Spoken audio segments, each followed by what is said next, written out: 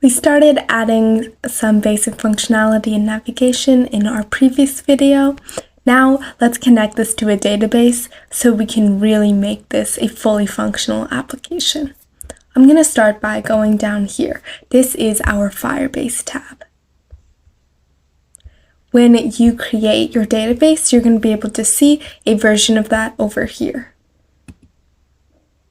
Now I'm going to go down here to settings so we can actually go about adding our Firebase connection. I'm going to go down here to project setup and click on Firebase. Flutterflow makes it really easy to connect this backend Firebase database, so I'm going to go up here and just click create project. I'm going to give it a name and then choose a region. I'm in the United States, so I'm going to choose that. Then I'm going to click sign in with Google. I'm going to give it all of these necessary permissions and click continue. And now I'm signed up. This is going to take a little bit, 3 to 5 minutes to actually create the project, so I'm going to check back in with you when it's done. So if you're creating this for the first time, you might get this error. All you need to do is click on these two things, makes it really handy, and just click agree.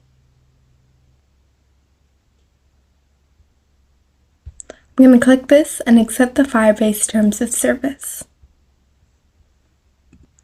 Let's try that again. And done. It's all created.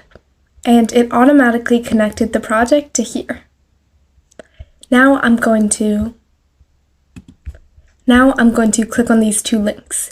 The first one is going to enable us to enable authentication, which will allow us to create and store users with different accounts.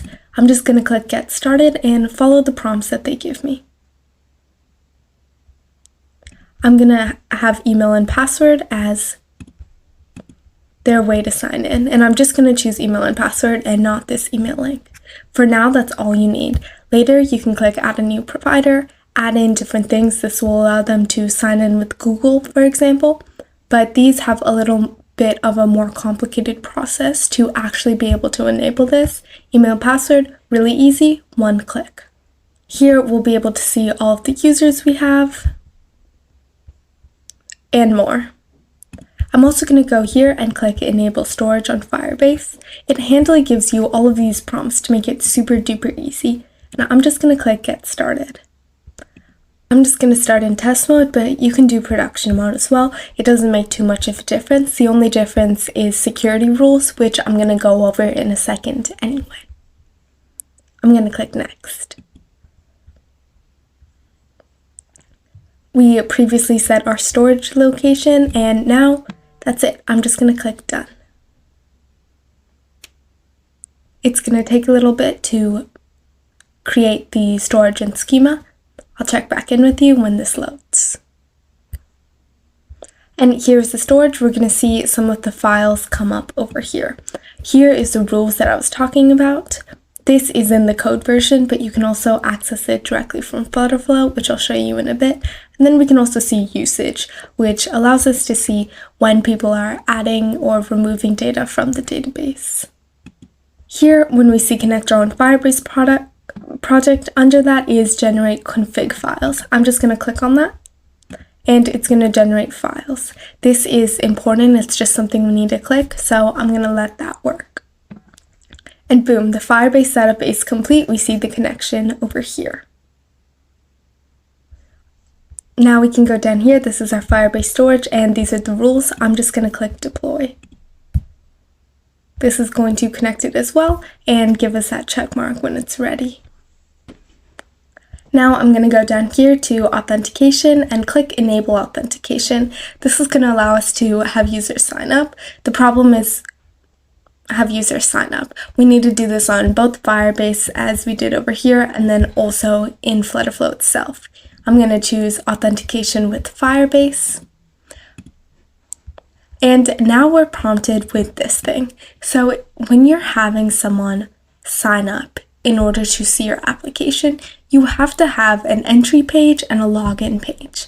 When they've opened this app for the first time, they're going to be prompted to our entry page, which is the login page.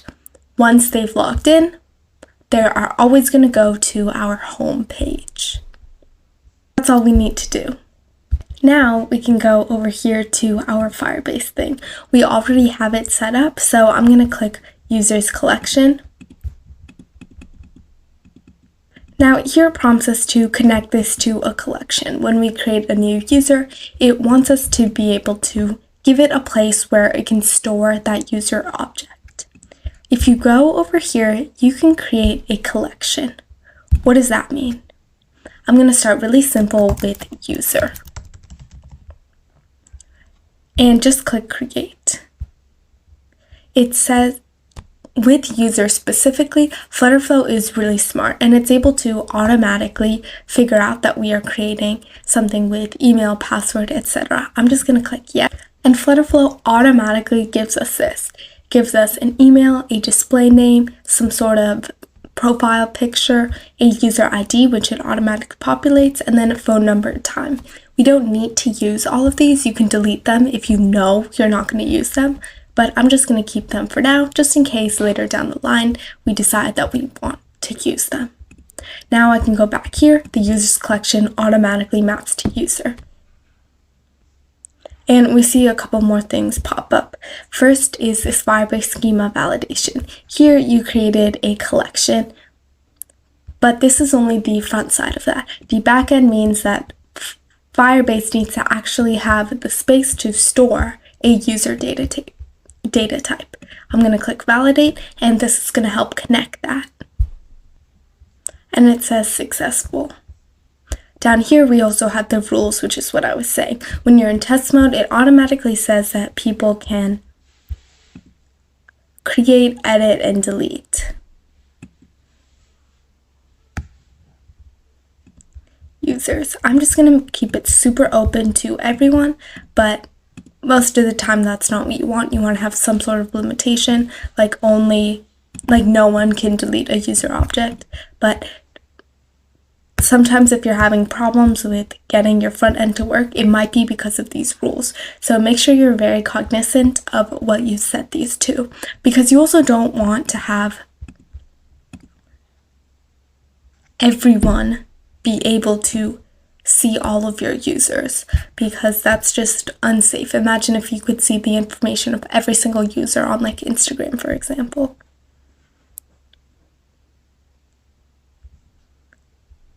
Now I'm going to click deploy.